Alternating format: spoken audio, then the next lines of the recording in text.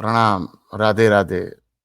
मेरा नाम पंडित महेश शास्त्री है। आज हम वैकुंठ एकादशी के बारे में बात करेंगे।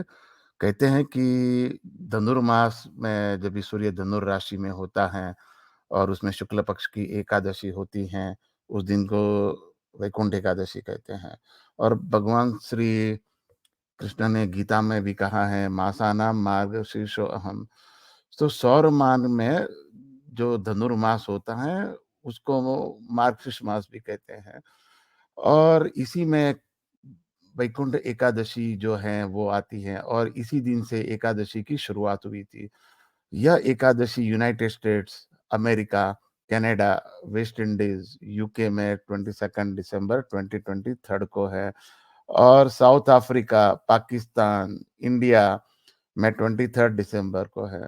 यह वैष्णव सिद्धांत के अनुसार है। अगर आप स्मार्त हो और प्रदोष का उपवास करते हो तो 22 दिसंबर को है, मगर अगर आप प्रदोष का उपवास नहीं करते, प्रदोष व्रत नहीं रखते, तो आपको 23 दिसंबर को करना चाहिए, क्योंकि यह वैष्णव सिद्धांत है। सिंगापुर, मलेशिया, ऑस्ट्रेलिया, न्यूजीलैंड और फिजी में 23 दिसंबर 2023 को है।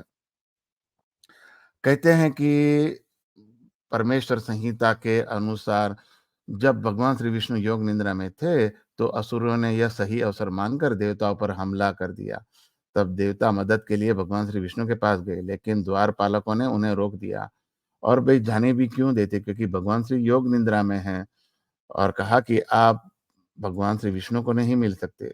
देवताओं ने बाहर से ही, वहां से ही भगवान श्री विष्णु को सहायता के लिए प्रार्थना की।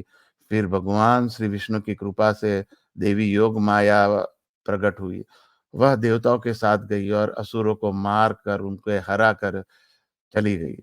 जब भगवान श्री विष्णु ने अपनी योग निद्रा पूरी की, तो देवताओं ने भगवान श्री विष्णु को देवी योग माया के दिव्य स्वरूप के बारे में वृत्तांत से बताया और कैसे देवी योग माया ने उनकी सहायता की, उनकी मदद की और कैसे उन असुरों को, राक्षसों का संहार किया। तब भगवान ने देवी योग माया को बुलाया और देवी को अपनी इच्छा प्रकट करने के लिए कहा। तब देवी योग माया ने भगवान श्री विष्णु को अपने शरीर में स्थान देने की इच्छा प्रकट की। जैसे भगवान श्री विष्णु ने श्रीदेवी और भूदेवी को अपने शरीर में स्थान दिया है, भगवान श्री विष्णु ने उनकी इच्छा स्वीकार कर ली और अपने दृष्टि में उन्हें स्थान दिया और उनका नाम एकादशी रखा गया, क्योंकि देवी योगमाया उनकी योग निद्रा के 11वें दिन में उत्पन्न हुई थी और इसी दिन से एकादशी व्रत की शुरुआत हुई। यह दिन धनुर्मास के शुक्ल पक्ष की एकादशी में आता है और उस दिन धनुर्मास की शुक्ल पक्ष की एकादशी थी। और तब देवी योग माया को दिए वरदान के अनुसार जो भी कोई व्यक्ति इस दिन उपवास रखता है, तो उसे वैकुंठ धाम की प्राप्ति होती है। तो आप लोगों से भी विनती है, अगर हो सके तो आप धनुर्मास की इस शुक्ल पक्ष की एकादशी, जो वैकुंठ एकादशी के नाम से प्रचलित हैं, उन उस दिन उपवास रखें। फलाहार आप कर सकते हो, दूध पी सकते हो, पानी पी सकते हो, अन्न नहीं ग्रहण करना चाहिए और सारा दिन उस समय हो सके तो भगवान श्री विष्णु का नाम लेना चाहिए। मन में भी ले सकते हो, उनकी पूजा कर सकते हो, उनका अभिषेक कर सकते हो और विष्णु सहस्त्रनाम का पाठ कर सकते हो। आप कृपा करके माय पंचांग की चैनल को लाइक कीजिए, सब्सक्राइब कीजिए।